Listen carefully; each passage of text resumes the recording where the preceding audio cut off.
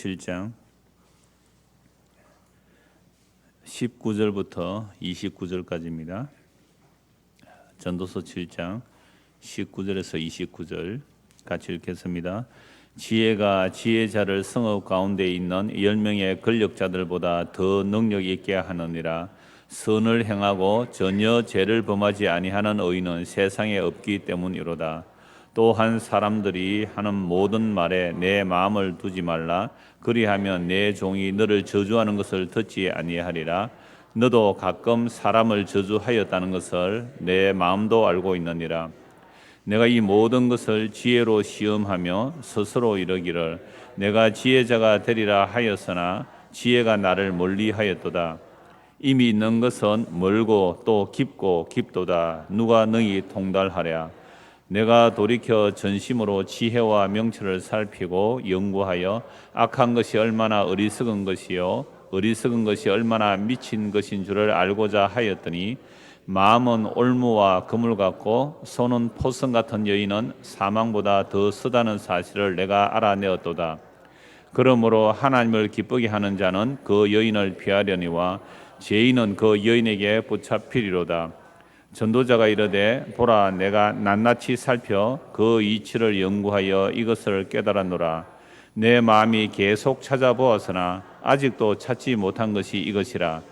1000사람 가운데서 한 사람을 내가 찾았으나 이 모든 사람들 중에서 여자는 한 사람도 찾지 못하였느니라. 내가 깨달은 것은 오직 이것이라. 곧 하나님은 사람을 정직하게 지으셨으나 사람이 많은 꾀들을 낸 것이니라. 아멘.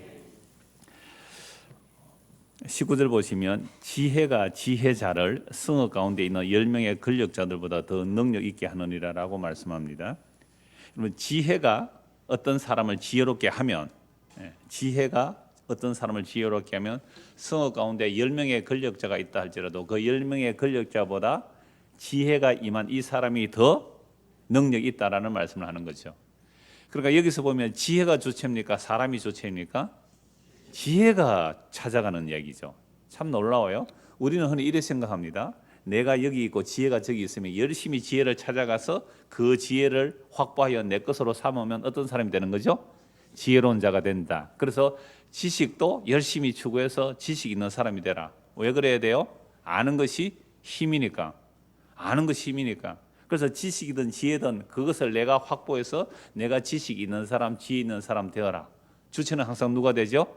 내가 주체죠. 이렇게 보는 것이 이제 성경을 잘못 보는 겁니다. 그러니까 오늘 참 희한하게도 지혜가 지혜자를 지혜롭게 한다는 거죠. 지혜가 원래 지혜로운 자를 지혜롭게 하는 게 아니라 지혜가 찾아가면 그 사람이 아무리 연약할지라도 그 사람이 지혜롭게 된다는 얘기를 하는 거죠. 참 놀라워요. 제가 설교 제목은 지혜를 찾아서라고 되어 있지만 사람이 지혜를 찾아가 보았자 그 지혜를 온전히 못 찾는다는 얘기를 하고자 지혜를 찾는다라는 말을 하죠. 그럼 내가 주체가 되어가지고 지혜를 찾아갔습니다. 근데 이게 내 마음에 드는 지혜 같으면 받아들이겠는데 내 마음에 드는 지혜가 아닙니다. 어떻게 하겠어요? 버리는 거예요. 이게 우리 인간의 주체라는 이거 착각하고 사는 겁니다. 이미 선악과를 따먹고 나서 창세기 3장 이후로 인간들은요 항상 자기 중심적이에요. 이게 뭐 선악을 아는 일에 하나님처럼 되었다. 이 사탄에게 속아서 선악을 아는 일에 눈이 떠여지기는 했지만 이게 하나님을 기쁘시게 하는 선악 체계에 붙들린 게 아니라 언제나 나를 기쁘게 하는 선악 체계예요. 아무리 좋은 지혜라도 성경이 이게 지혜다라고 해도 내 마음에 들면 받아들이겠는데 내 마음에 안 들면 지혜를 발로 차버리는 게 우리란 말이죠. 내가 지혜를 찾아가면 엉터리 지혜입니다. 복음도 똑같아요. 내가 복음을 찾아가면 내 마음에 드는 복음은 받아들이겠는데 내 마음에 안 드는 복음은 어떻게 해요? 버리는 거잖아요. 그러니까 다른 복음 찾는 거예요. 그래서 내가 복음을 찾는 게 아니라 복음이 나를 찾아와야 되는 겁니다. 오늘 찬송이 그거예요. 주님을 영접하라 그랬지만 나는 주님 영접하려고 하는데 내 마음에 안 들어요. 자기를 부인하고 자기를 뭐 십자가를 지고 가라. 그런 예수님 좋아요? 자기 부인은 뭐라 그랬습니까? 자기 자신과 자기의 소원을 포기하는 거거든요. 예수님 따라가는데 네 소원 포기해. 나 싫어요. 나는 그런 예수님 싫어해 하고 도망갔단 말이에요. 도망가는데 그 주님이 도망가는 우리 안에 찾아오시는 얘기. 이게 뭐라고요? 복음의 이야기입니다. 이게 지혜의 이야기고요. 그래서 선악과를 따먹고 난 인간은요, 정말 자기가 주체가 되어서 세상 망사를 자기 중심으로 살아갑니다. 그래서 교회를 찾아도 어떤 교회 찾습니까? 내 마음에 드는 교회를 찾아요. 내 마음에 드는 교회. 그게 교회 갔더니 내 마음에 들게 해줘야 돼요. 누가요? 안내위원부터. 그 다음에 목사부터. 나는 저 앞자리 가 있는데 자꾸 안내위원들이 저 가라 이렇게 하면 기분 좋아요, 안 좋아요? 그러니까 우리는요, 어떤 교회를 찾아오든 뭐 절에를 찾아가든 어디를 찾아가든 내 좋은 곳을 찾아가는 거예요. 그래서 이제 앉았습니다. 그런데 목사가 내 좋은 설교를 안 해줘. 기분 나쁜 설교만 해줘요. 그러면 그 교회 다닙니까, 안 다닙니까? 안 다니잖아요. 이게 죄인인 우리의 모습이에요. 그래서 교회가 사람들이 이렇게 찾아올 때에 사람들이 원하는 것이 뭔지를 사전 조사해요. 그러니까 교회 컨설팅 행사도 있습니다. 우리나라도 아마 있을 거예요. 미국에는 그런 게 많아요. 어느 지역에 교회를 세우려면 거기에 도서관이 없다. 그러면 교회를 지을 때 반드시 뭘 하나 마련해서 교회당을 지어라. 도서관을 넣어서 교회당을 지어라. 장례식장이 없다. 장례식장이 없다. 그럼 교회당을 지을 때 뭘 넣어서 지어라? 장례식장을 만들어서 교회당을 지어라. 그러면 고객이 많이 찾아옵니다. 라는 식의 전도 프로그램, 교회 성장 프로그램이 나오는 거죠. 사람들이 찾아가고 사람들이 그 수요를 채워주려고 하는 것. 이걸 바울 사도는 한마디로 이렇게 말해요. 내가 사람을 좋게 하라, 하나님을 좋게 하라. 내가 사람을 좋게 하면 그리스도의 종이 아니라 했거든요. 복음에는요, 사람이 좋아할, 그러니까 거듭나지 않는 자연인이 좋아할 내용은 없습니다. 복음은 거듭난 사람, 예수 그리스도의 피로 거듭난 사람만이 좋아할 내용이 복음의 내용이지 자연인이 좋아할 복음의 내용은 없습니다. 그런데 예수를 믿지 않는 사람들이 어떤 목사의 설교를 듣고 참 은혜 받았다. 그건 문제 있는 거예요. 그건 아니 자연인이 좋아할 수 있는 내용이 복음에 없거든요. 그러니까 그게 뭐 어떤 면에서는 뭐 윤리 도덕적으로 전했다든지 아니면 세상 지식으로 전해서 사람들이 좋아할 수는 있습니다. 그러나 참된 지혜라는 것은 정말로 사람을 기쁘게 할 요소가 없다는 말씀이죠. 그래서 지혜를 찾는 이야기가 이미 우리는 앞에서 다 살펴보았습니다. 잠언서 8장에 보면요, 이 지혜가 태초부터 있었대요. 천지를 창조하기 전에 지혜가 있었고 이 지혜가 천지를 창조했다고 말씀합니다. 그리고 지혜가 고함을 질러. 그래서 지혜가 인격이에요. 그러면 지혜를 신약식으로 말하면 누구예요? 예수 그리스도예요. 그러니까 구약에서 지혜가 천지를 창조한 그 지혜예요. 근데 그 지혜가 솔로몬에게 있다는 소식을 듣고 저 남쪽에 이디오피아 그 남방 여왕이 그 솔로몬의 지혜를 찾아와요. 솔로몬의 지혜를 찾아와서 솔로몬의 말을 듣고서는 이렇게 말합니다. 솔로몬, 당신의 지혜가 내가 말로 듣는 것보다 직접 와서 당신에게 질문하고 대답을 들어보니까 배나 더 뛰어납니다. 그런데 이런 지혜를 주신 하나님을 찬송합니다. 이렇게 나와요. 그러면 이 남방 여왕이 솔로몬의 지혜를 찾아왔지만 그거 누가 찾아오게 하신 거예요? 지혜가 먼저 그 남방 여왕에게 솔로몬의 소문을 듣게 하고 내가 그 지혜를 찾고 싶다 해서 온 거예요. 그래서 솔로몬을 만나서 돌아갔잖아요. 그런데 예수님께서 마태복음에 이렇게 말씀하세요. 예수님 말을 안 들어요, 유대인들이. 예수님 말을 안 들으니까 너희를 그 남방 여왕이 너희를 심판할 거다. 그 남방 여왕은 솔로몬의 지혜를 들으려고 이곳까지 찾아왔는데 솔로몬을 보낸 나, 지혜의 근원인 나, 내가 너희에게 말하는데 너희는 내 말 안 들으니까 너희는 심판받는다 이라고 말씀했거든요. 그러니까 예수님께서 어떤 분인지 알고 믿는 거 이게 가장 중요하죠. 그러니까 예수님께서 참된 지혜이시고 예수님께서 정말로 솔로몬을 창조하신 분이거든요. 솔로몬의 지혜를 주신 분이거든요. 그 예수님이 직접 오셔서 말씀하니까 사람들이 예수님을 싫어해요. 왜 그렇다고 말씀드렸어요? 왜 그렇다고? 내가 좋아하는 지혜의 말이 예수님에게서 안 나오니까 그런 거예요. 그럼 구약에서는 왜 솔로몬의 지혜를 보고 사람들이 찾아왔을까요? 구약에서 솔로몬의 지혜는 예수님의 그 십자가의 지혜의 비하면 아무것도 아니거든요. 그래서 사람들이 좋아하는 거예요. 어제 재미있는 얘기를 들었는데 그 우리 부산에서 오시는 집사님이 아닐까 정성동님이 무슨 얘기를 했냐면 그 목사님 예수님께서 그 날때 그 소경을 눈뜨기 할 때 유일하게 2번 눈뜨기 하신 사건이잖아요. 다른 건 다 한 번에 눈뜨기 해줘. 2번 눈뜨기 했는데 처음에 눈뜨기 했을 때에 완벽하게 뜨게 해줬다는 거죠. 그렇게 생각이 든다는 거죠. 왜요? 완벽하게 눈을 뜨니까 예수님께서 이렇게 침을 뱉어서 눈을 뜨게 해주잖아요. 그러니까 완벽하게 눈을 뜨니까 사람들이 사람으로 안 보이고 나무처럼 보였다 이거죠. 무슨 재미있는 표현이잖아요.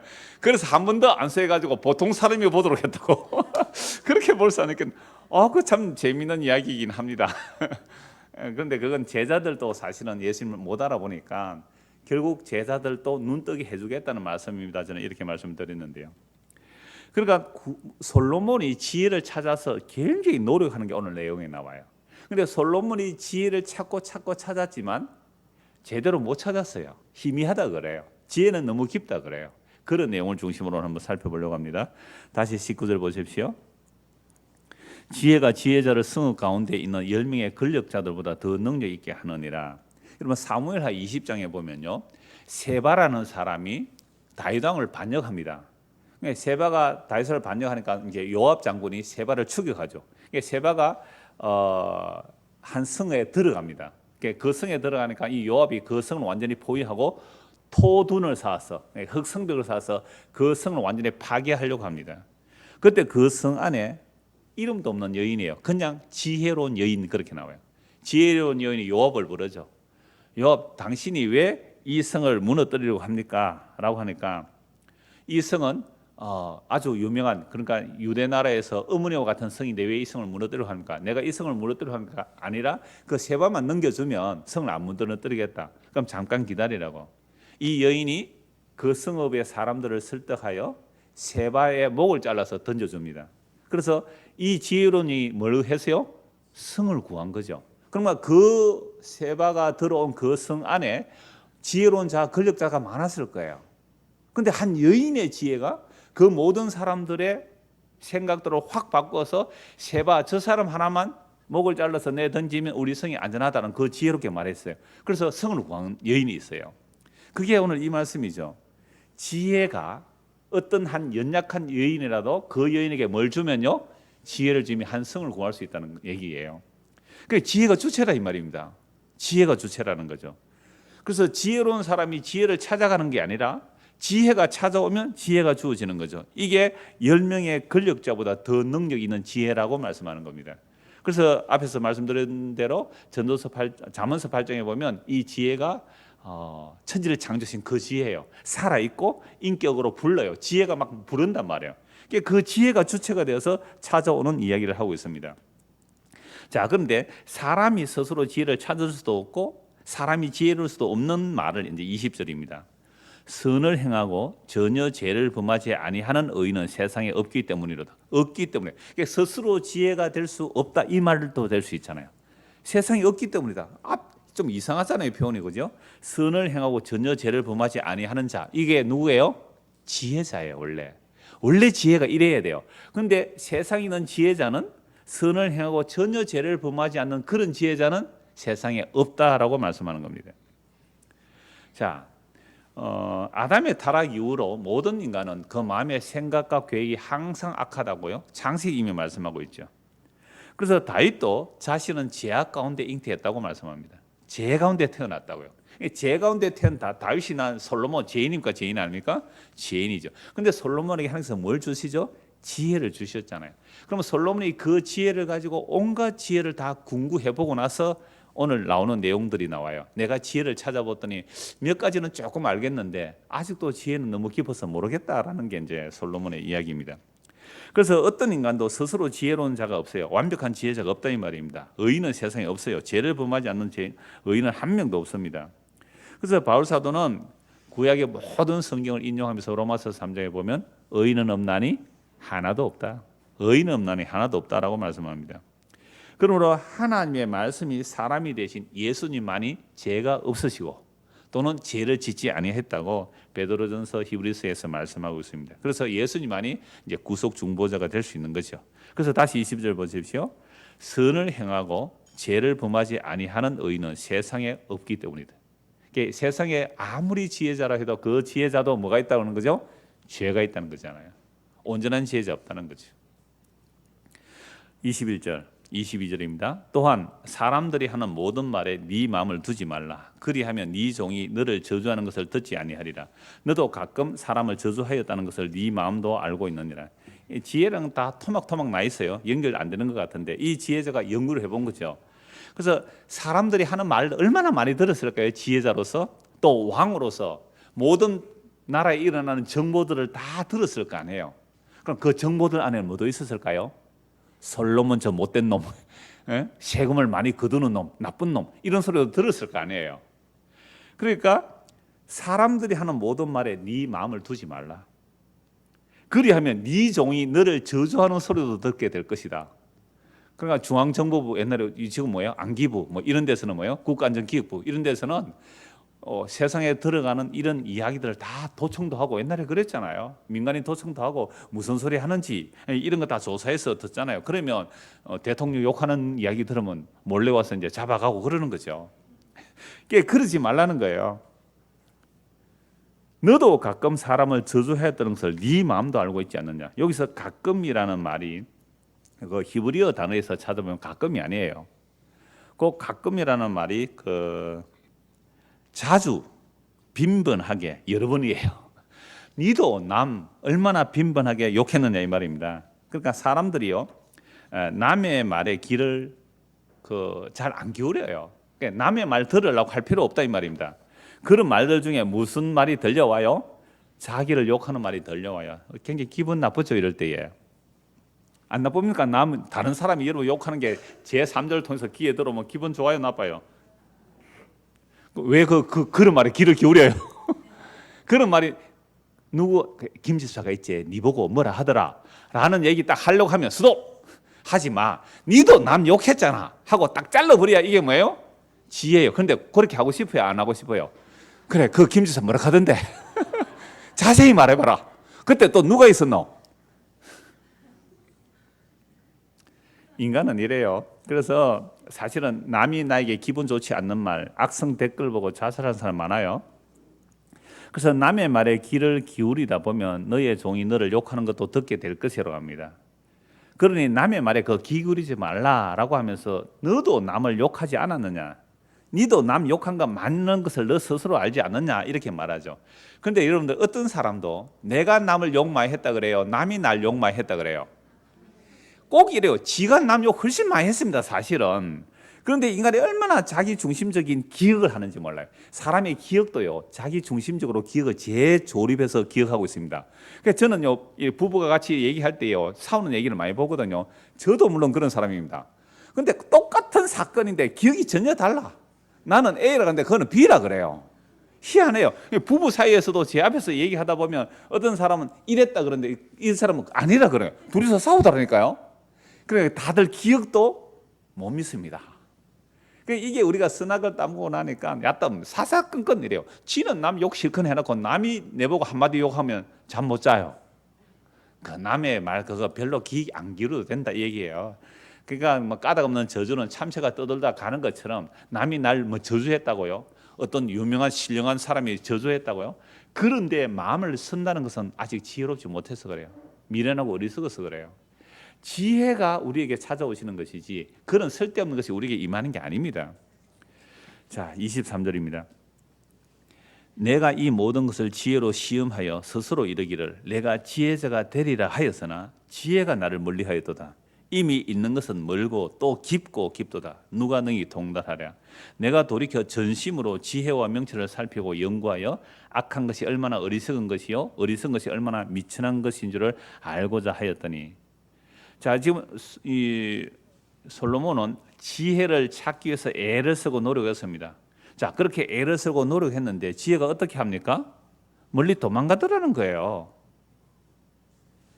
23절 다시 보십시오. 내가 이 모든 것을 지혜로 시험하여 스스로 내가 지혜자가 되리라. 그러니까 솔로몬은 아직도 자기가 주체예요. 그래서 지혜를 많이 연구해서 그 지혜를 내가 확보해서 뭐가 되리라고요? 지혜자가 되리라. 아직도 자기가 주체예요. 지혜가 자기를 찾아오는 것이 아니라 자기가 지혜를 찾아서 지혜자가 되리라고 했는 거죠. 그랬더니 그 지혜가 어떻게 한다고요? 나를 멀리하도다. 우리가 지혜를 찾아가면 지혜가 멀리 가버려요. 우리가 하나님을 찾아가면 하나님이 어떻게 해요? 멀리 가버립니다. 내가 찾아간 하나님은 가짜 하나님이거든요. 그래서 하나님 멀리 숨어버려요. 그래서 이사야 말씀이 나와요. 하나님은 스스로 숨어 계신 하나님이라고요. 근데 또 어떤 데는 나와요. 하나님께서 더듬어 발견하게 하려고 이런 말씀도 나와요. 더듬어 발견해서 하나님 찾으면 그게 엉터리 하나님이더란 말이에요. 이게 유대인들을 역사를 통해서 다 보여주는 겁니다. 이게 솔로몬의 지혜를 찾아서 애쓰고 노력했는데 솔로몬은 정말 하나님의 은혜를 받아 지혜를 구했잖아요. 뭘 줄고 지혜를 주십시오. 지혜를 주셨어요. 세상 어떤 누구도 솔로몬만한 지혜가 없어요. 그런데 아직도 구약에서 솔로몬이 지혜를 더듬어 찾아서 자기가 지혜자가 되려고 했더니 지혜가 멀리 도망가 버려요. 지혜가 멀리 도망가 버렸다. 그래서 하는 말이 이미 있는 것은 멀고 또 깊고 깊다. 누가 능히 통달하냐. 지혜를 찾고 찾았는데 지혜를 통달할 수 없더라 이 말이죠. 그래서 내가 돌이켜 전심으로 지혜와 명철을 살피고 연구하고 악한 것이 얼마나 어리석은 것이요 어리석은 것이 얼마나 미친 것인 줄 알고자 하였더니 굉장히 애를 썼습니다. 애를 썼는데 지혜가 도망가 버려요. 그래서 23절, 24절을 제가 세 번역으로 한번 읽어보겠습니다. 나는 이 모든 것을 지혜로 시험해 보았다. 내가 지혜 있는 사람이 되어야지 하고 결심해 보았지만 지혜가 나를 멀리하더라. 지혜라는 것이 무엇인지 너무도 멀고 깊으니 누가 그것을 알 수 있겠는가? 세 번이 좀 더 좋은 우리가 이해하기 좀 쉬운 표현이 되죠. 나는 이 모든 것을 지혜로 시험해 보았다. 내가 지혜 있는 사람이 되어야지 하고 결심을 해보았지만 지혜가 나를 멀리하더라. 지혜라는 것이 무엇인지 너무도 멀고 깊으니 누가 그것을 알 수 있겠는가? 그러니까 지혜를 찾아보면 찾아볼수록 더욱 멀어지고 지혜가 더 어렵다는 얘기를 하는 거예요. 여러분 공부를 진짜 많이 한 사람은 뭘 알아요? 자기가 무식하다는 것을 아는 게 공부를 많이 한 사람의 특징이에요. 근데 책 한 권만 읽은 사람은요 제일 똑똑해. 그런 것처럼 정말 솔로몬이 그 얘기를 해요. 내가 지혜를 찾아서 정말 하나님 주신 지혜를 가지고 진짜 지혜를 찾아 온갖 것을 다 살펴봤는데 지혜를 찾아가는 지혜가 더 멀어져 버리더라. 누가 이 지혜를 알겠느냐라는 말을 하는 거예요. 그래서 25절을 또 세 번역으로 읽어보겠습니다. 그래도 나는 한 곳으로만 정신을 쏟아보았다. 우리식으로 말하면 정신일도 하사불성. 그렇게 지혜를 찾아가니까 지혜가 자꾸 멀리 가지만 내가 그렇게 쉽게 포기할 사람이 아니잖아요. 더욱더욱 한 곳에 집중하여 정말 정신을 집중해서 지혜를 찾으려고 해보았다는 거죠. 그래서 25절 번역에서 세 번역 이렇게 번역하는 겁니다. 그래도 나는 한 곳으로만 정신을 쏟아보았다. 지혜가 무엇인지. 그래서 그러므로 하나님을 기쁘게 하는 자는 그 여인을 피하려니와 지혜인은 그 여인에게 붙잡히려다. 그러니까 연구하고 연구했는데 한 가지 알은 게 뭐예요? 무시무시한 여자를 하나 알았다 이 말입니다. 세 번역으로 한번 읽어볼게요. 나는 또 올가미와 같은 여자 마음이 덕과 같고 손이 쇠사슬과 같은 여자는 죽음보다 더 쓰다는 것을 알았다. 하나님을 기쁘게 해드리는 남자는 그런 여자를 피할 수 있지만 죄인은 그런 여자에게 걸려들고 말 것이다. 공동번역입니다. 나는 또 여자란 죽음보다도 신물나는 것임을 알았다. 미안합니다. 이거 내 말 아닙니다. 이거 공동번역에서 이렇게 말해요. 나는 또 여자는 죽음보다 신물나는 것임을 알았다. 여자는 새 잡는 그물이다. 그 마음은 올가미요 그 팔은 사슬이다. 하나님께 좋게 보이는 사람은 거기서 벗어날 수 있지만 죄인은 잡히고 만다. 이런 글을 읽는 여인들은 화가 날 내용이죠. 그런데 이게 솔로몬 자기 이야기입니다. 솔로몬의 후궁이 700명이죠. 첩이 300명입니다. 그 여인들이 왕의 마음을 돌이킨 거죠. 왕의 마음을 돌이켜 우상 숭배한 겁니다. 그런데 역대기를 보면 이 하나님께서 솔로몬에게 두 번이나 나타나서 경고해요. 우상 숭배하지 말라고 두 번이나 경고했는데 솔로몬도 그들을 사랑해요. 그래서 연애했다, 사랑했다 그렇게 돼 있어요. 이방 여인들을 사랑해요. 그러니까 이방 여인들을 사랑하니까 그 여인들의 말에 넘어가서 우상 숭배를 하게 되죠. 우상을 위해 신전을 지어줍니다. 그러려니까 세금 많이 거두어 드려야 돼요.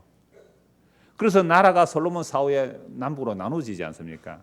이게 솔로몬의 자전적 이야기도 해요. 그러나 여러분 여자분들 너무 화내지 마십시오. 잠언서 끝에 보면요. 잠언서 끝에 보면 무슨 여인이 나와요? 현숙한 여인이 나와요. 지혜로운 여인이 나와요. 그래서 잠언서에 우리 앞에 다 살펴보았습니다만은 제사는 부모로부터 상속받으나 지혜로운 여인은 누구로부터요? 하나님께로부터 상속받는다 그래요. 그러니까 남자분들이요, 여자분들이 복음 많은 여자를 만났다, 이건 하나님께 큰 선물 받은 걸로 아시기 바랍니다. 얻고 살아도 부족해요. 그러니까 지혜로운 여인은 하나님의 지혜를 아는 여자잖아요. 그런 자는 하나님의 선물이라고 해요. 그러나 솔로몬이 경험한 수많은 여자들은 어떤 여자였다고요? 포성줄이고 쇠사슬이고 죽음보다 더한 신물나는 여자들이었다는 얘기를 하는 거죠.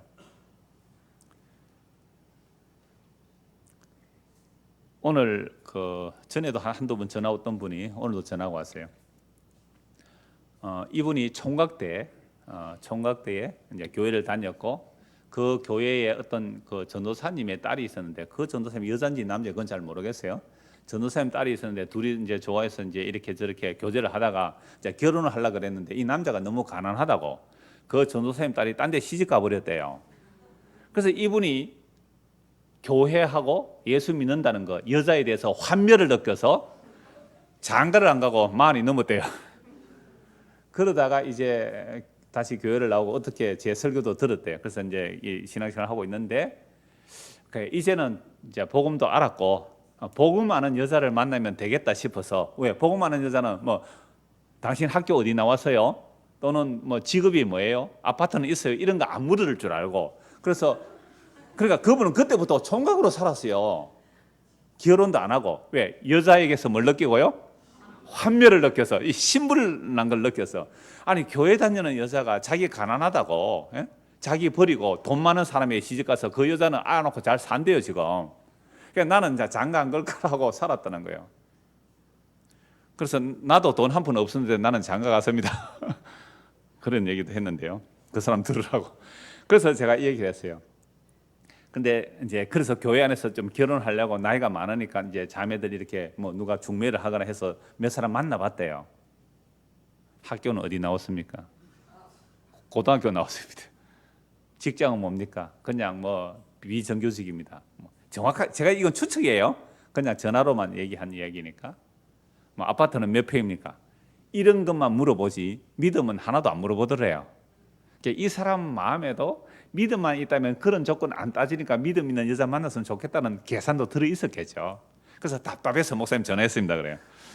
그래서 그러면 오히려 한국의 예수 믿는 사람들은요, 그 예수가 주인이 아니고 자본주의 사회니까 돈이 주인인 여자들이 거의 답니다.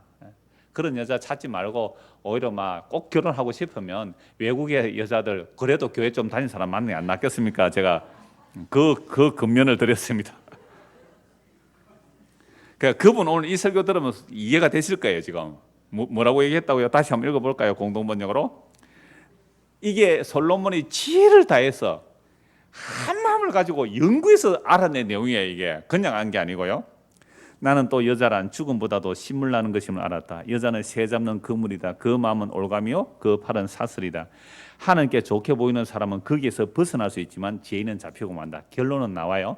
하나님을 기쁘시게 하는, 만약에 솔로몬이 하나님을 기쁘시게 했다면 그 여인들에게 벗어날 수 있었죠. 왜? 하나님이 두 번이나 나타나서 책망했거든요. 근데 솔로몬은 두 번밖에 책망 안 했지만 우리는 수십 번 책망 받았습니다. 어려서부터 성경을 들었으니까.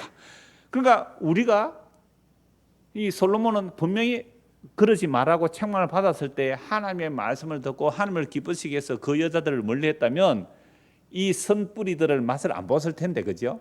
그러니까 솔로몬이 하는 얘기가 그래요. 하나님을 기쁘시게 하는 사람은 그런 여인에게서 벗어나겠지만 죄인은 잡히고 만다.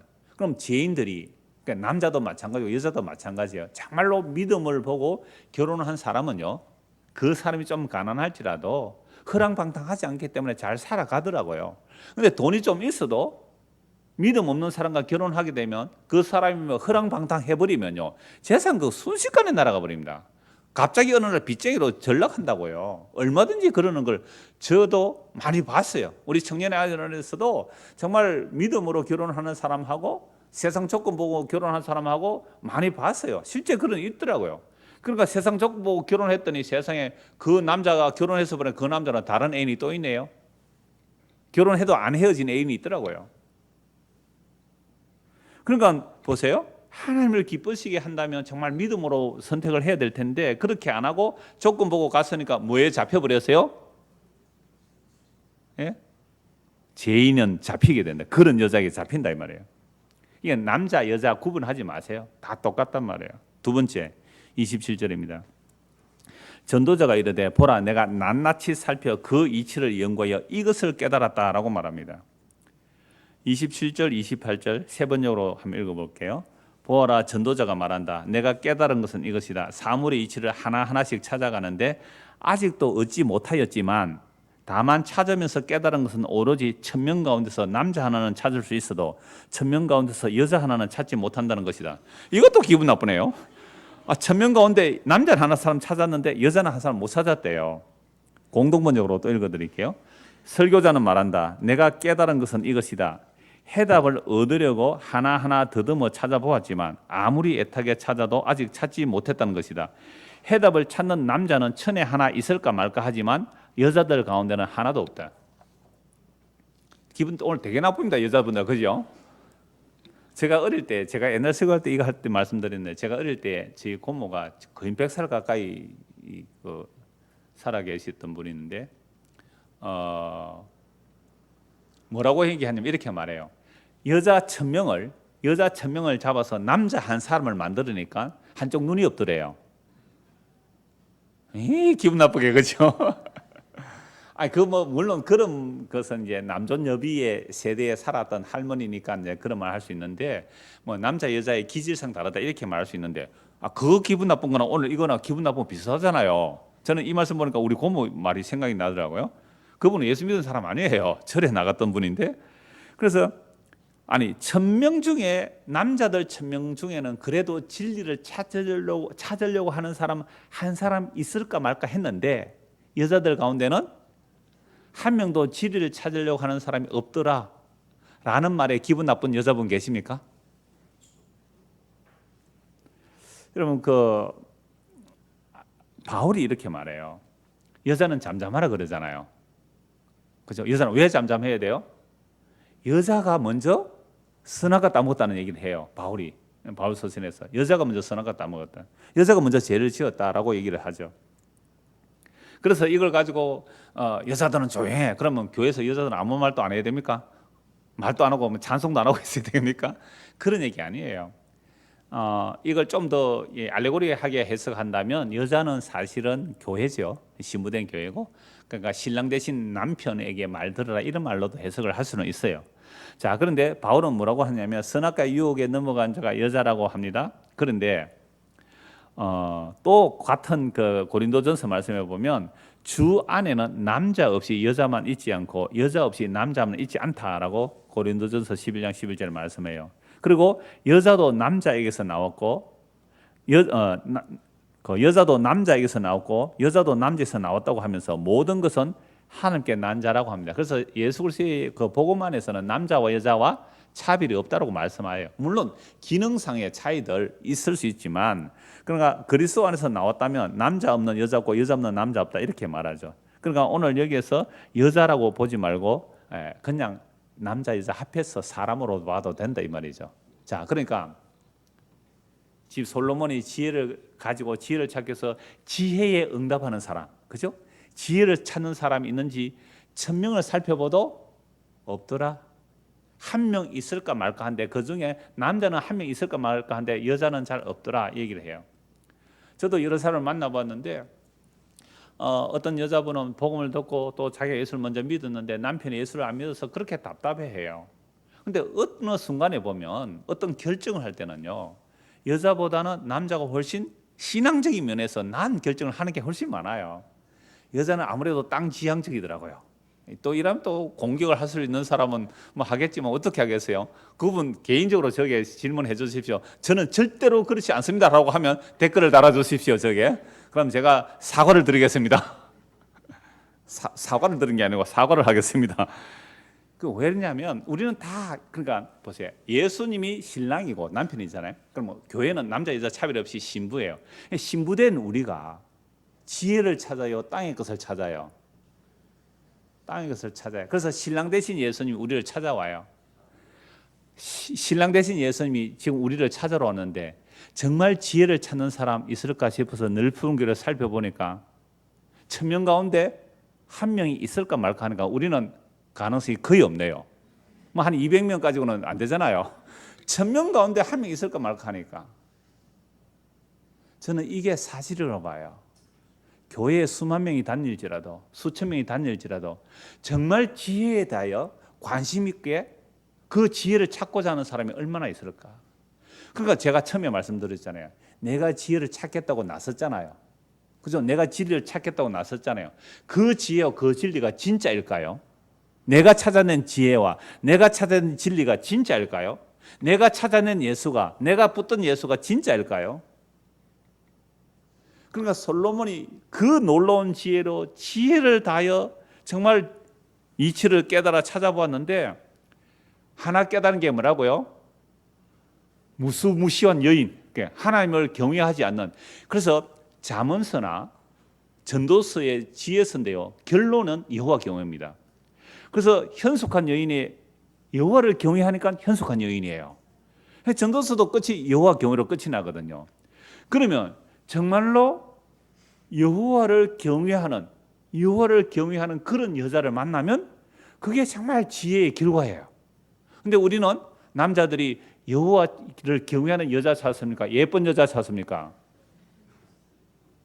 그래서 망하는 거예요. 여호와 경외하는 여자 찾아야 되는 거예요.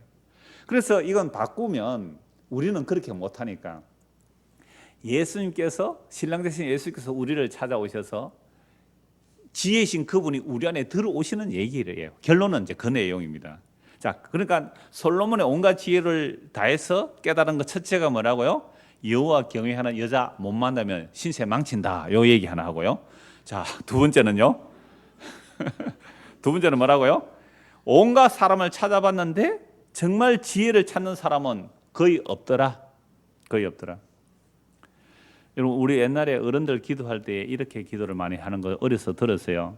하나님 아버지, 허물과 죄로 죽은 우리들을 천에 하나 만에 하나 찾으시고 고르셔서 하나님의 백성 삼아 주셔서 감사합니다. 그게 이제 어른들이 하니까 또 따라하고 했겠죠. 진짜 그렇잖아요. 우리가 예수 믿게 된 것은 천에 하나 만에 하나예요. 우리가 찾았어요. 그분이 찾아오셨어요. 그분이 천에 하나 만에 하나 찾아오셨어요. 그런 개념이죠. 솔로몬이 지혜를 가지고 정말 1000명의 사람은, 1000명이란 꼭 1000명이 아닙니다. 10,000명일 수도 있잖아요. 100명일 수도 있어요. 100명 가운데 또는 10,000명 가운데, 아니 10만 명 가운데 찾아봤는데 한 명이 있을까 말까 하더라, 이 말 아닙니까? 한 명이 있을까 말까. 그러니까 천에 하나 만에 하나 찾아서 구원하여 주신 주님, 그게 정말로 안다면 그 사람은 정말로 하나님의 지혜가, 하나님의 구원이 찾아간 사람이에요. 어제 제가 부산 모임을 했는데요. 우리 황 집사님이 그 얘기를 했어요. 교제하고 나서 식사하는 중에 어떤 사람이 진짜 착한 사람인데요. 완전히 사기를 당했어요. 너무 착해서 사기를 당한 거예요. 그래서 그 사기친 사람이 기소 중지 당했다가 어느 날 잡힌 거예요. 잡혔으니까 옛날 사기친 사람, 사기 당한 사람을 경찰서 불러왔죠. 근데 이 사람이 황 집사님이 와가지고 이렇게 말하더래요. 자기가 성당에 나갔대요. 성당에 나갔는데 우리가 정말 뭐 이단에 빠져 있을지라도 하나님의 택한 백성은 돌아온다는 그런 얘기를 하면서 그분이 성당에 나가는데 이렇게 말을 했대요.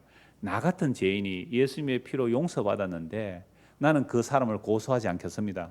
고소 취하겠습니다. 내가 손해받은 거 아무것도 아닙니다. 근데 그게 두 가지일 수 있거든요. 진짜로 그러한지 아니면 가톨릭 사상 속에 보석교리가 있어요. 보석교리.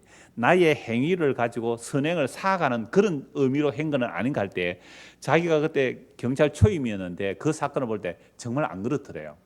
어떤 의미냐면 정말 눈물을 걸성거리면서 그래요. 눈물을 걸성거리면 나에게 사기친 그 사람 내가 다 안 받아도 됩니다. 내가 고소 취하겠습니다. 그 얘기를 하더래요.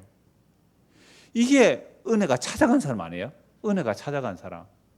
그런데 만약 내가 예수 믿는 사람이 용서해야지 라고 용서하려고 하면 그게 안 되는 거예요. 만약 억지로라도 용서했다면 어떤 마음이 들을까요? 나는 용서했는데 너는 왜 날 용서 안 하노? 이렇게 나오는 것은 아직도 은혜와 용서가 찾아간 게 아니다 이 말입니다. 그러니까 오늘 제가 지혜란 말을 하지만 하나님의 용서와 하나님의 지혜와 하나님의 긍휼과 하나님의 구원이 우리에게 찾아오는 이야기라 이 말이에요. 구약에서는 솔로몬이 아무리 애를 써서 지혜를 찾고 찾아봐도 겨우 아는 게 이 정도밖에 안 돼요. 그냥 오늘 우리는 솔로몬보다 큰 잡니다. 여자가 낳은 자 중에 누가 제일 크다 그랬어요? 세례요한. 세례요한은 구약의 마지막 선지자예요. 구약의 마지막 선지자는 예수님을 직접 목격은 했어요. 그러나 우리 신약의 성도는 예수의 십자가의 다 이루심, 피 흘리심으로 찾아낸 신부들이에요. 그러니까 오늘 우리가 솔로몬보다 더 지혜로운 자들입니다. 그게 십자가의 피를 들고 우리에게 찾아오신 그 지혜가 찾아온 자들은 솔로몬보다 더 큰 자란 말이에요. 이건 천국 가서 우리가 솔로몬보다 크고 높다 그런 개념이 아니에요. 헬라인이나 유대인이나 그리스도인에서는 차별이 없는 거예요. 그리스도의 십자가의 공로, 지혜가 찾아오시고, 아니 지혜가 그냥 찾아오신 게 아니잖아요. 그 영원한 지혜가 말씀이 사람이 되어서 십자가에 죽기까지 피 흘려서 우리를 찾아오신 그 지혜를 받은 자들은 정말 세상에 그 어떤 지혜도 지혜가 아니에요. 세상에 그 어떤 보물도 보물이 아니에요. 그게 진짜 보물이고 그게 진짜 지혜예요. 이거 외에 더 원할 것이 없는 거. 그게 지혜가 우리를 찾아온 겁니다. 그렇지 않으면 아직도 우리는 더듬거리고 있어요. 지혜를 찾으려고요. 그래서 29절 보십시오. 내가 깨달은 것은 오직 이것이라. 곧 하나님은 사람을 정직하게 지으셨으나 사람이 많은 꾀들을 낸 것이라. 우리가 살아가는 게 왜 이렇게 복잡해요? 왜 이렇게 복잡해요? 인간이요 꾀를 많이 내서 그래요. 하나님 우리를 정직하게 지으셨는데 이 정직하다는 표현이요 3번 정도 이렇습니다. 그렇다. 다만 내가 깨달은 것은 이것이다. 하나님은 우리 사람을 평범하고 단순하게 만드셨지만 하나님 우리를 어떻게 만드셨다고요? 단순하게, 평범하고 단순하게 만드셨대요. 그러니까 이걸 이제 우리 개혁에 의해서 번역할 때는 하나님께서 단순하게 만들었다는 말을 어떻게 해요? 정직이라는 표현으로 번역을 했는데 사실은 하나님께서 우리를 정직하게 만들었다 해도 단순하다는 말과 같아요. 여러분 정직한 사람은 단순해요? 복잡해요? 예? 정직한 사람은 단순해요? 복잡해요? 단순합니다. 사기꾼에게 잘 속아요. 그죠? 사기꾼에게 잘 속아요. 정직한 사람은. 왜? 자기가 남을 속일 줄 모르거든요. 자기가 남을 속일 줄 모르니까 남의 말 그대로 믿어요. 너무너무 단순해요. 단순하니까 사기꾼에 잘 넘어가는데 그 사람 정직한 거 맞잖아요. 하나님은 우리를 정직하게 만드셔서 단순하게 만드셨어요. 그런데 이 죄가 우리를 굉장히 복잡하게 만들어 버렸어요. 저놈이 날 사기칠까 안 사기칠까? 무슨 말하면 이게 거짓말일까 거짓말을 하지 않을까? 이게 복잡해지잖아요. 하나님께서 우리를 단순하게 즉 정직하게 만드셨는데 인간이 깨를 했다며 죄를 지었어요. 타락하고 나니까 얼마나 복잡하지 말래요. 진짜가 참이가 진짜 참 참기름이라 그래요. 참기름인데 진짜 순 100% 참기름 이래야 믿는다고요. 이게 왜 그래요? 타락해서 그래요. 타락하니까 단순하지 못해요. 사람들이 복잡해요. 그래서 솔로몬이 지혜를 다해서 깨달았다는 것 정도가 아까 3가지로 정리해 볼 수 있죠. 하나는요, 여호와를 경외하지 않는 여인에게 붙잡히는 것, 그 지혜 없는 자의 삶이죠. 또 하나, 정말로 지혜를 찾는 사람이 없더라는 것. 3번째는요, 하나님은 사람을 정직하게 단순하게 만들었지만 사람들은 많은 깨를 낸다는 겁니다. 그러므로 잠언이나 전도서의 결론은 여호와 경외예요. 여호와를 두려워하면 지난주에 본 대로 극단에서 피할 수 있고요. 여호와를 경외하면 그런 무시무시한 환멸을 나는 그런 여인에게 피할 수 있는 것이고요. 그리고 여호와를 경외하는 것이 정말 단순해지는 거예요. 정말 단순해져요. 그걸 정직해진단 말이에요. 자, 그래서 우리가 지혜를 찾아가는 것이 아니라 지혜가 우리를 찾아오는 것이고 그 지혜가 우리를 찾아올 때는 우리는 지혜에 대하여 경탄하며 우리는 지혜에 대해서 찬송하게 되는 겁니다. 그래서 신약에서 승리 임한 자들도 그 지혜가 너무 깊고 놀랍다고 해요. 지혜를 찬송하는 내용 이제 신약에서 몇 구 보고 말씀을 마무리하겠습니다. 로마서 11장 한번 보십시오. 로마서 11장.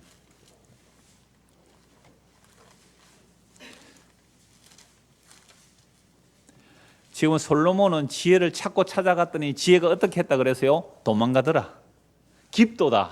지혜의 그 깊이와 넓이를 내가 잘 모르겠다. 솔로몬의 그 고백이에요. 그런데 바울 사도도 같은 고백을 해요. 지혜가 얼마나 엄청난 내용인지 11장 32절 보십시오. 로마서 11장 32절.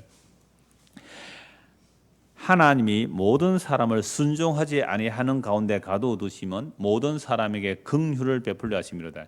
지금 율법과 복음을 가지고 하나님의 지혜를 찬송하고 있는 거예요. 그럼 율법을 주신 이유는 왜 주셨다고요? 모든 사람을 순종하지 아니하는 가운데 가두어두셔서 모든 사람에게 뭘로 구원하시고요? 긍휼로 구원하시기 위해서 율법을 주셨다는 것을 이제 바울이 아는 거죠. 이 바울이 율법의 의로 흠이 없을 때에는 예수 믿는 사람 잡아 죽인 사람입니다. 그런데 정말 주님을 만나고 나서 눈이 떠여졌죠. 지혜가 찾아간 거예요. 복음이 바울을 찾아간 거죠. 십자가에서 다이로선 예수님이 바울을 찾아간 거죠. 그러니까 눈이 떠여졌어요. 그래서 하나님의 지혜를 알았다는 겁니다. 33절. 깊도다 하나님의 지혜와 지식의 풍성함이여 그의 판단은 헤아리지 못할 것이며 그의 길은 찾지 못할 것이로다. 여러분 솔로몬이 한 고백과 비슷하죠. 솔로몬이 지혜를 찾아갔더니 지혜가 어떻게 해요? 도망가 버리더라. 너무 깊고 높아서 지혜를 못 찾겠다라고 얘기했잖아요. 그런데 바울은 정말 그 지혜가 되신 그리스도로 인하여 지혜의 복음을 받아들였어요. 받아들이고 나도 그 지혜가 너무 깊고 놀랍고 풍성하더라. 그래서 복음을 율법과 대조해서 설명을 하는 거죠. 율법이라는 것은 우리를 지 아래 가두어 버린다는 거죠. 그런데 예수님께서 십자가로 그 가두은 자들을 긍휼로 구원해 내신다는 이것이 뭐라고요? 하나님의 지혜다. 하나님의 지혜다. 이걸 누가 알았겠느냐? 천사도 몰랐어요. 천사도 몰랐다는 거예요. 마귀 물론 몰랐죠. 그러니까 마귀들은 예수 십자가 못 박아 죽이면 끝나는 줄 알았어요. 그런데 예수를 십자가 못 박아 죽이는 그 순간 마귀도 십자가에 못 박혀 죽여버렸어요. 그거 알았다면 마귀가 십자가 못 박아 죽이겠어요. 이 지혜를 모른단 말이에요.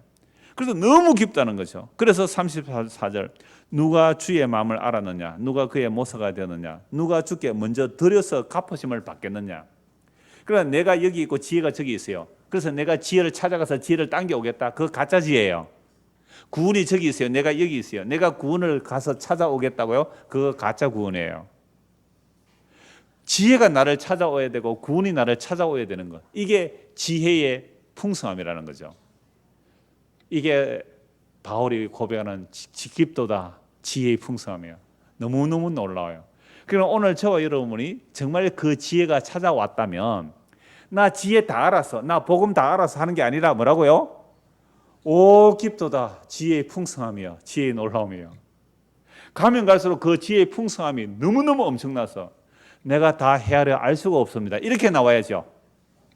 뭐 복음 몇 가닥 알아들었다고 세상 재판 지가 혼자 다 하고 다닌다. 아직도 하나님의 지혜에 까마득한 사람이에요. 그래서 36절 이렇게 찬송하는 겁니다.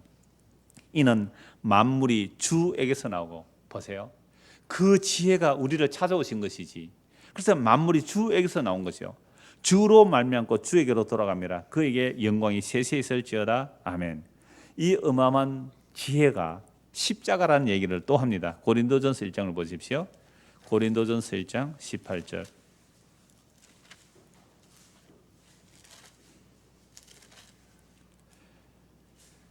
십자가의 도가 멸망하는 자들에게는 미련한 것이요 구원을 받는 우리에게는 하나님의 능력이라. 기록된 바 내가 지혜 있는 자들의 지혜를 멸하고 총명한 자들의 총명을 폐하리라 하였으니, 이게 이사야 29장이거든요. 세상에 지혜롭다는 자들, 세상에 총명한 자들, 이들이 뭘 찾아갔을까요? 지혜를 찾아가고 구원을 찾아갔단 말이에요. 그거 엉터리다라는 얘기를 하는 거예요. 유대인들보다 지혜로운 자가 어디 있어요? 그냥 세상에서도 노벨상 제일 많이 받았고 머리 제일 좋다 그러잖아요. 그런데 그들이, 그 지혜롭다는 자들의 한 짓이 뭐예요? 정말로 태초에 천지를 창조하신 그 지혜의 말씀을 십자가에 못 박아 죽인 지혜가 뭐예요? 유대인들의 지혜예요. 세상의 지혜예요.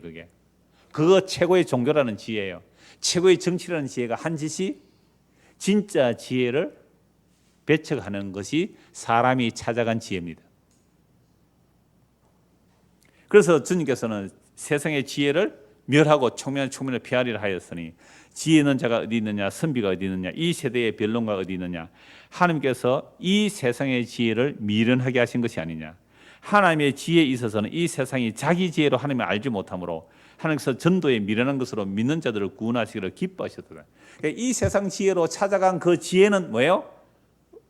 하나님을 찾을 수 없는 거죠. 하나님의 지혜는 십자가에서 감춰져 있는 거죠.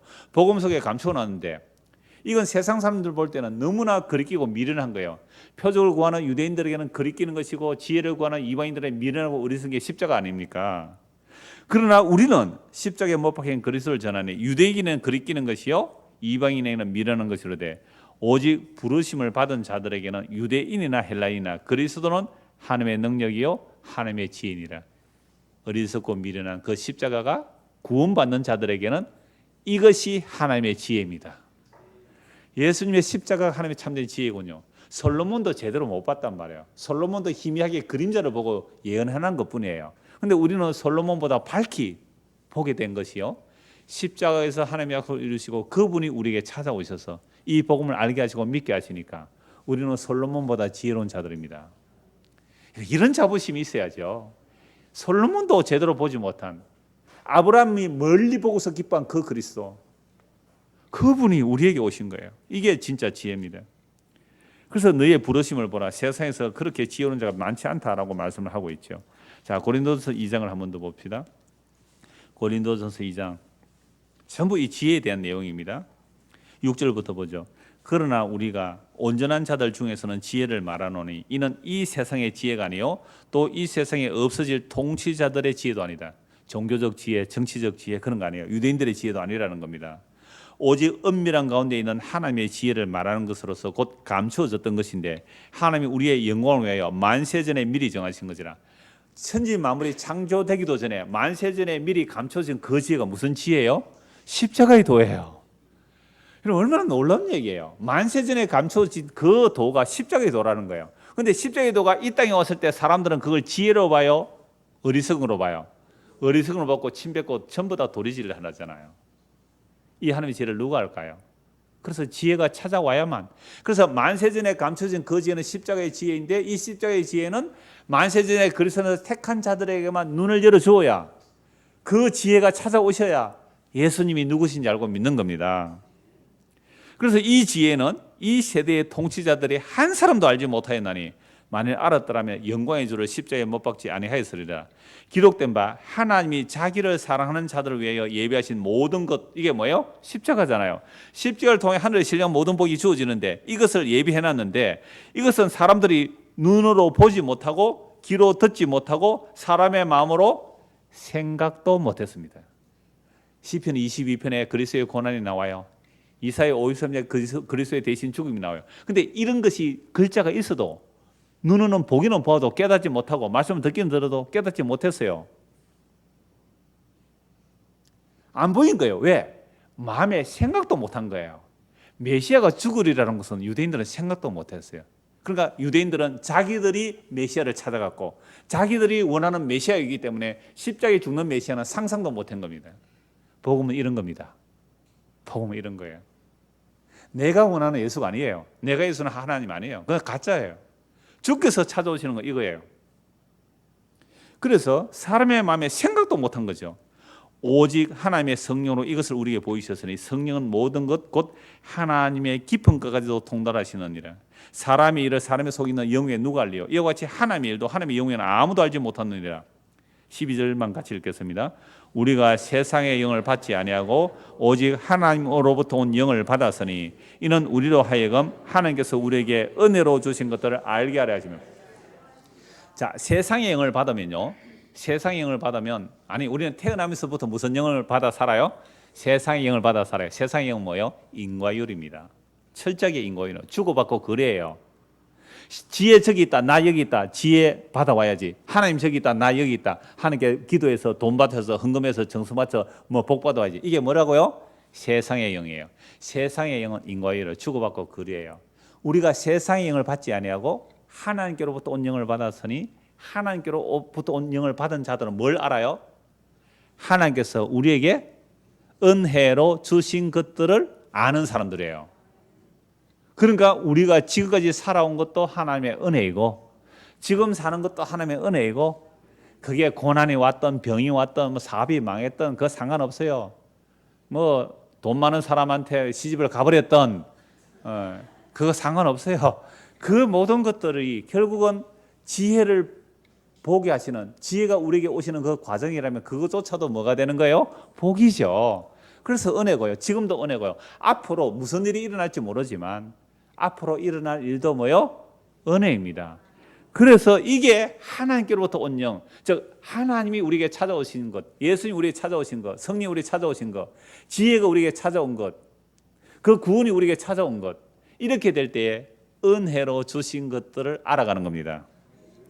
자, 그런데 그러므로 오늘 저와 여러분 예수를 믿는다는 우리가 예수를 믿은 게 아니라 예수님께서 우리에게 오셔서 우리를 거듭나게 해주셔야 돼요. 한 것만 보고 말씀 마무리하겠습니다. 마태복음 11장 보십시오. 마태복음 11장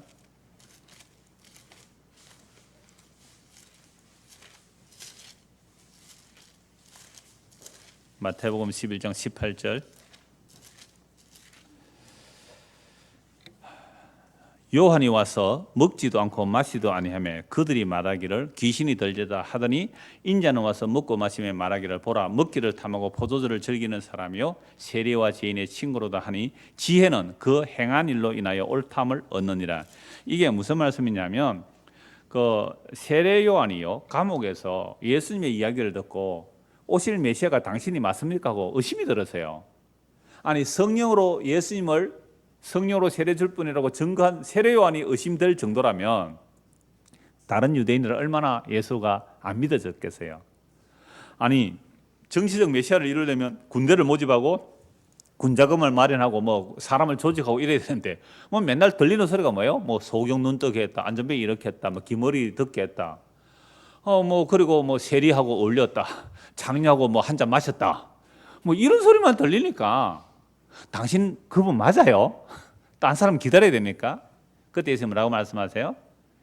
인자를 인하여 실족하지 않는 자는 복이 있도다. 그러니까 진짜 지혜가 오셔서 하는 일이 감당이 안 되는 거예요. 왜? 자기들이 메시아를 상상하고 있었기 때문에 아무도 못 믿어요. 그래서 예수님께서 비유를 이렇게 말해요. 어린아이가 장터에 놀 때 피리를 불면 한쪽에 춤을 춰야 돼요. 그리고 한쪽에서 곡을 하면 가슴을 쳐야 돼요. 그게 뭐 잔치놀이, 장례놀이죠. 근데 아이들이 피리를 부는데 한쪽에 춤을 안 춰요. 야, 피리 부는데 왜 춤 안 춰? 그러니까 막 곡을 하는데 왜 가슴을 안 쳐? 이렇게 싸움이 일어나고 서로 소통이 안 된다는 얘기잖아요. 그 얘기를 하시고 사시는 말씀이 이 말씀이에요.